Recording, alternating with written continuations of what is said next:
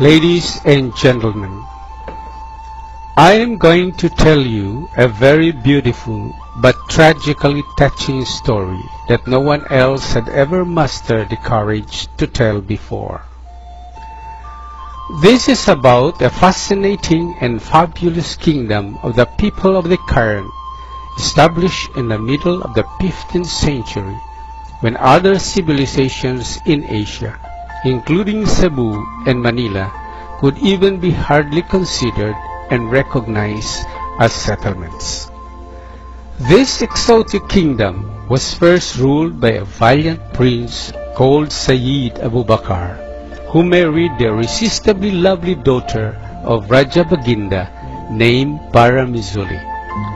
Having ascended to the throne, Sultan Abu Bakr and Dayang Paramizuli ruled this Islamic kingdom so well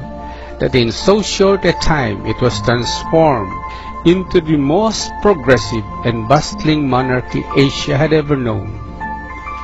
No wonder it quickly became the fascination and fantasy of explorers, traders, conquerors, and other monarchs and rulers of the Western world.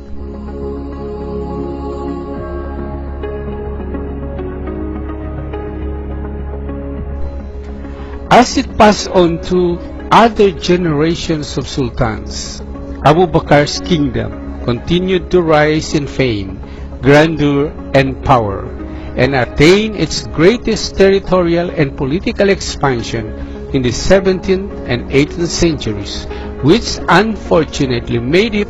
the object of conquest by lustful and greedy empires of the West, such as Britain, Holland, France, Portugal, and Spain, and finally the United States of America. Attempts after attempts to conquer this kingdom of Sulu failed,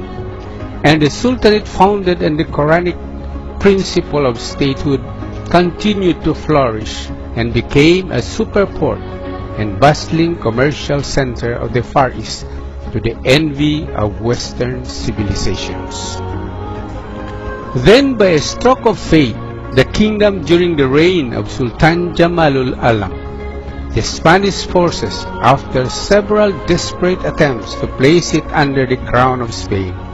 succeeded in taking a part of the monarchy in Jolo,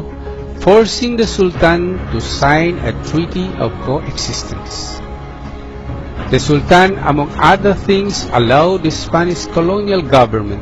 to set up 3 little garrisons in Jolo, Siasi, and Bungao. This treaty of 1878, from the viewpoint of the Sultan and his adherents, was not a treaty of arbitration or surrender, but one of modus vivendi. The Spaniards never succeeded in acquiring overall sovereignty and territorial ownership of the Sultanate of Sulu, because their control was limited only to the confines of the 3 little garrisons. In 1898, when the Spanish forces were collapsing because of the successful campaign for independence by the Filipino Revolutionary Movement, the loyal and heroic warriors of the Sultanate attacked and captured the Spanish garrison in Bungao, which frantically forced the Spanish officials to turn over peacefully the garrison at Siasi, and also arranged to turn over the last Spanish garrison in Jolo at a later time. But to the shock and surprise of the Sultan, on May 19, 1899, the American forces landed in Jolo, violating international law, diplomacy, and military protocol, to grab the honor of accepting the surrender of this last Spanish garrison